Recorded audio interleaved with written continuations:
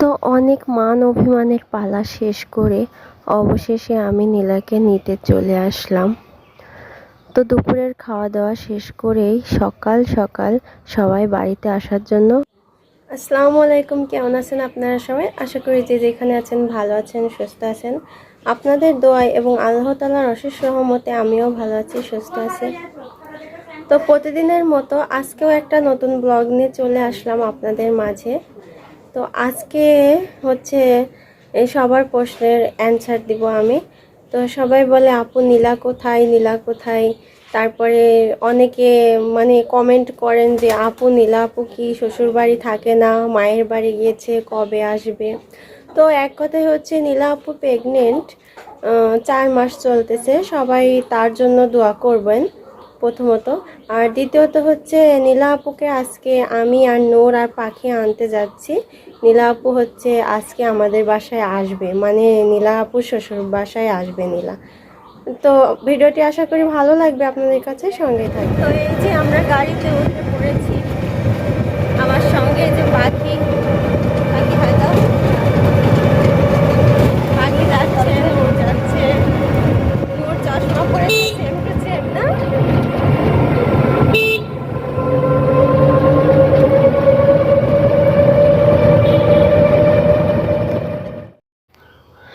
তো এদিকে গাড়িতে উঠে আমি আর পাখি নূর অনেক হাসাহাসি করতেছিলাম, অনেক মজার মজার গল্প করতেছিলাম। আর গাড়িতে বসে আমার এত ঠান্ডা হাওয়া লাগছিল, বেশ ভালোই লাগছিল। তো গল্প করতে করতে আমরা তিনজনাই নীলার বাড়ির সামনে এসে পৌঁছে গেলাম। তো নূরকে গাড়ি থেকে আস্তে করে নামিয়ে দিলাম, আর আমি গাড়িওয়ালাকে ভাড়া দিতে চলে গেলাম। তারপরে 100 টাকার একটা নোট নিয়ে অনেক ঝামেলায় পড়ে যাই। গাড়িওয়ালার কাছে কিছুতেই খুচরা টাকা থাকে না যে আমাকে ব্যাগ দিবে। তো গাড়িওয়ালা অনেক কষ্টে খুঁটে খুঁটে কিছু খুচরা টাকা আমাকে ব্যাগ দেয়। তারপরও সেখানে 10 টাকা শর্ট হয়। তো ওই 10 টাকা আমি গাড়িওয়ালাকে এমনি এমনি দিয়ে দিলাম। তো এই যে আমরা নীলার বাসার রাস্তার সামনে, এখন নীলার বাসা হচ্ছে যাব। তো নূর তো হামিচ্ছে, ঘুম চাপছে নূরের। নূর তো খুব খুশি যে নিয়া বাড়ি যাব। তো চলো পাখি নিয়া বাড়ি যাই।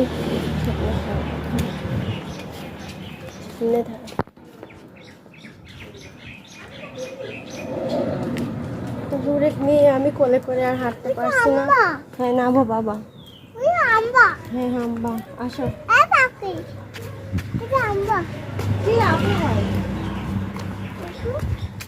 তো নূর তো ওই যে পাখির কোলে উঠে চলে গেছে। নূরের তো আর তর সহ্য হচ্ছে না, কখন নীলার কাছে যাবে। ভালো আছেন কাকি? হ্যাঁ আলহামদুলিল্লাহ ভালো আছে। নিতে আসলাম, আসেন।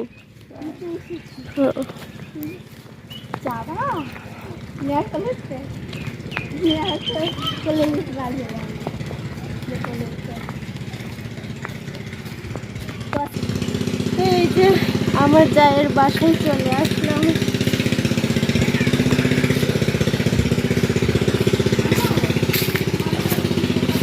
বাসায় কেউ নাই মনে হচ্ছে। আসসালামু আলাইকুম।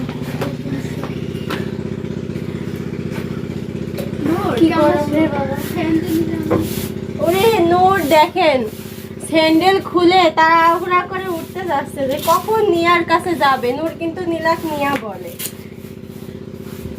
যাও। তো এই যে আমার ম্যাডাম ফুলি বসে ডাউল বাজতেছে।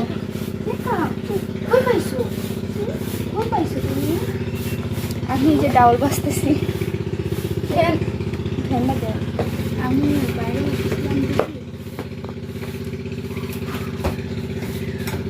আরে বেটি আরে এখানে আমি দিচ্ছি।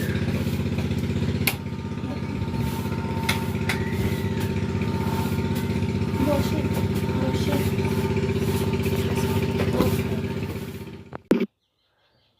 আমরা আসার পর আন্টি আমাদের নাস্তা দিল, বিস্কিট, কলা। পাখি তো কলা খাওয়া স্টার্ট করে দিয়েছে।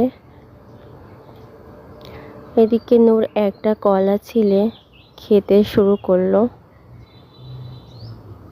নূর তো এমনিতেও আজকে অনেক সকালে উঠছে, সকালবেলা কিছু খেয়েও যায় নাই।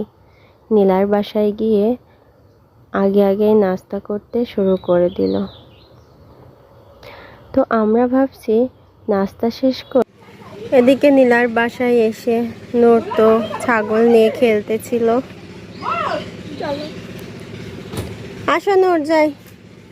তো আমরা এখন কই যাইতেছি পাখি? আর এখন যাচ্ছে আবার কাকার বাগান। হ্যাঁ, এখন আমরা যাইতেছি হচ্ছে পলাশের লিচুর বাগান দেখতে। নূর আসো। তো আমরা 4 জনে চলে যাচ্ছি হচ্ছে লিচুর বাগান দেখতে। নীলাকে বেশি দূর নিয়ে যাব না, ওখানেই দাঁড় করে। তো এই যে আমরা সবাই মিলে এখন লিচুর বাগান দেখতে যাচ্ছি, সঙ্গে রাবেয়া, নূর আর ওটাকে ওইটা ইয়াসমিন। আপনারা আগের ভিডিওতে ওকে দেখছেন, হয়তো আমি নাম জানি না।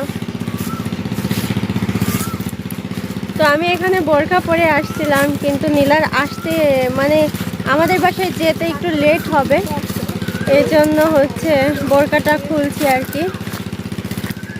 সব ঝরে গিয়েছে। কত বড় বড় হয়ে গেছে লিচু।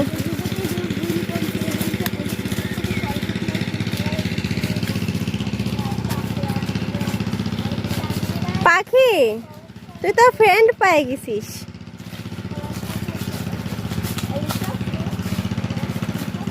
রাবেয়া, পলাশের বাগান কোনটা?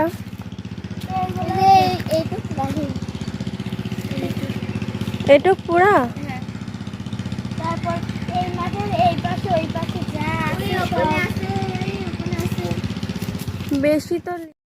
তারপরে আমরা বাগান বেরিয়ে এসে দুপুরে মসুরের ডাউল দিয়ে সাদা খিচুড়ি আর শুকনো লঙ্কা ভাজি করেছিল, তার সাথে পেঁয়াজ দিয়ে সরিষার তেল দিয়ে মাখিয়েছিল আন্টি। খুব মজা হয়েছিল। সেগুলা খাওয়া দাওয়া করে ঝটপট বাসায় আসার জন্য রেডি হয়ে গেলাম। তো এদিকে একটা গাড়ি আগে থেকে নাফিস দাঁড় করিয়ে রাখছিল, সেই গাড়িটিতে আমরা এক এক করে সবাই উঠে গেলাম। তো আমরা খুব তাড়াহুড়া করছিলাম, যেহেতু আসছি নীলাদের বাসায় বেলা 11টার সময়, কিন্তু খাড়া দুপুরবেলা, এজন্য নীলার আম্মু নীলাকে যেতে দিল না। তো এখন মাগরিবের আজানের আগেই চলে যাওয়ার চেষ্টা করছি। তো এই যে আমরা বাসায় চলে এসেছি। বাসায় চলে আসার পরে হচ্ছে নীলার রুমটা সুন্দর করে গুছিয়ে দিলাম। নীলা এখন রেস্ট নিচ্ছে, নূরও ঘুমিয়ে পড়েছে। তো আপনারা সবাই কমেন্টে রিকোয়েস্ট করেন যে নীলা কোথায় আপু, বলবেন প্লিজ। এই জন্য আমি আজকের এই ভিডিওটি আপনাদের সঙ্গে শেয়ার করলাম। তো আজকে আমার ব্লগ এই পর্যন্তই শেষ। যারা যারা আমার চ্যানেলটিকে সাবস্ক্রাইব করেননি তারা অবশ্যই সাবস্ক্রাইব করে দিবেন, সাথে একটা লাইক ফ্রি দিবেন। আর সবাই ভালো থাকবেন, সুস্থ থাকবেন। আল্লাহ হাফেজ।